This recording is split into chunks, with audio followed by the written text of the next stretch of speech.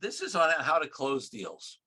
So, what are the important things in getting deals closed? And when I say closed, obviously there are legal steps and other steps that mechanically you have to do, but there's also that sort of ability as an entrepreneur to move a deal from having found it, having the initial negotiations, going to LOI, letter of intent, memo, MOU, memorandum of understanding, whatever term sheet, whatever you're going to call it, and then actually getting it from there, getting through the due diligence, of course, which we've talked, we talked about previously in other episodes, and then but actually getting it to close. So let me start out by talking about basically how you don't do that well. Okay. And one of the first mistakes that people do in that hurts them in getting a deal closed is that they mentally get to the point where the deal's already closed in their mind even before it's closed. Now, why does that hurt? Well, because what could happen is if you think that at the point you've signed the deal's already closed, you're not going to necessarily focus on the things that you have to do to make sure it gets closed. Like, for example, making sure your due diligence is clean, that there's nothing that's going to come up that the other side will find that could blow the deal. Not keeping your eye on the pace and moving the deal forward and holding your professionals accountable and providing the information on time and reviewing the agreements with your attorneys and the financials with your accountants and and putting effort into it, right? If you're already checked out because you think the deal's done, if you start spending the money in your mind, I've talked about this on some of the previous episodes, it's the biggest mistake you can make, because then either maybe you will actually get the deal closed, but could turn out to be a bad deal because the other side renegotiates some terms. They see that you really want to get the deal done no matter what. Maybe there's some change. Maybe there's some things they find in due diligence and now they're squeezing you down on price. Or you don't get the deal done because you've lost focus and because you've lost pace and because you're not still hungry to get it done. So the first thing I would say is the deal's not closed till it's closed. Take that attitude, stay focused on it, work with your team to make sure that you're putting your best foot forward, that you're responding to information requests, that your due diligence is clean, that you're available to talk through some of the inevitable issues that sometimes come up in deals and work them through and get, and that will help get them to close. The other thing, which is sort of, I'm going to move way back, is one of the best ways to make sure deals get closed, is actually to do a lot of prep up front, right? I've talked on prior episodes about this concept of pre-due diligence, right? And we help clients with that. And I think any good professional does. So we know what a buyer, for example, let's say you're a seller of your company, we know what kind of due diligence a buyer is going to want. Let's say somebody's making an investment into your company. We know what kind of due diligence an investor, right? An angel investor, a VC firm, whatever it is, is going to want. We know what they're going to want to look at. We want to make sure that you're prepared, fully prepared, and looking great up front. Now, I'm not going to spend a lot of time on that because that's really the pre-due diligence and the due diligence. But frankly, that's one of the best things you can do to make sure the deal closes, because a lot of deals fall apart in the due diligence phase because people haven't done it and you're never going to get to the close, right? The other thing, and this is a fundamental negotiating principle that I talk about in my Authentic Negotiating book, I talk about this true bottom line. I talk about getting total clarity on exactly what's acceptable and what's not to you.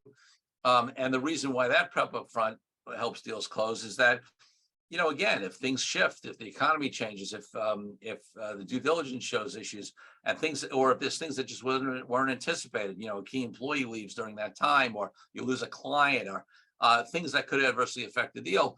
If you don't know your true bottom line, if you're not really clear on your objectives and what will make a deal go and not go, it's easy for those kind of things to derail it and have it never get to closing. So that, so in the biggest topic, preparation up front, clarity and preparation up front is the best thing you can do to close the deal. The other piece that I will tell you as you get further along is watch out for your ego and watch out for your attachment, right? On both sides.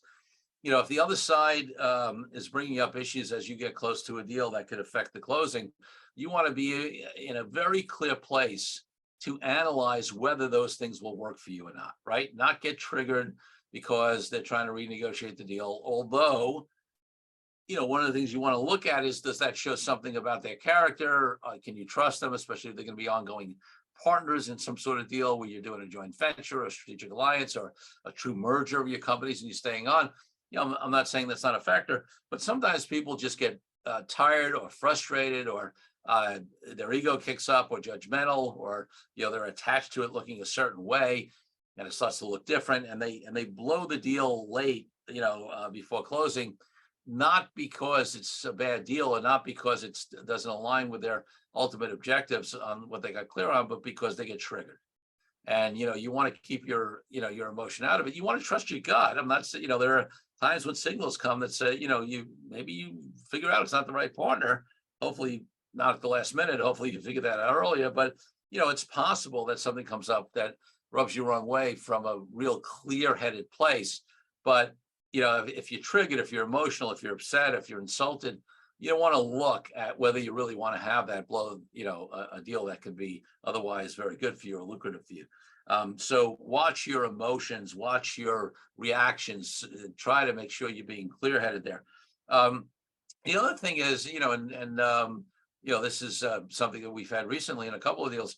You really want to make sure that anybody that's relevant on your team and or on the team on the other side is aligned, because I've seen deals not go to closing because the main principals think they have it aligned, but then they go out to some key employees or minority owners or the money guys or whatever, so to speak, and what they expect buy-in, they expect alignment, and then it doesn't come, and that could adversely affect getting the deal closed. So there's always a balance between the decision of when you let other people in your organization, or when your counterpart lets other people in their company in on the deal, the balance between confidentiality, not, especially let's say you're selling your company, not being in play, in the marketplace, not having employees get spooked, and the fact that if you bring key folks in that could adversely affect the deal too late, and you miscalculate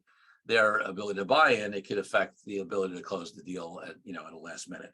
So listen, there are probably 100 other things we could talk about in terms of getting deals closed, but in this short overview solo cast, I just want to hit some of the big ones. So prep, keep your emotions in check, keep your eye on the ball, make strategic decisions on when to bring in the key stakeholders and personnel and make sure that they're aligned. You trust your gut, but don't let triggering emotions adversely affect it. And then work well with your team and professionals to keep the pace of the deal going, so that you don't lose a deal because people either lose interest or just the momentum dies down. So those are some thoughts on getting deals closed, folks. You definitely will hear more if you listen to the various episodes I've had with guests on that topic as well. And appreciate your Deal Quest community. See you next week.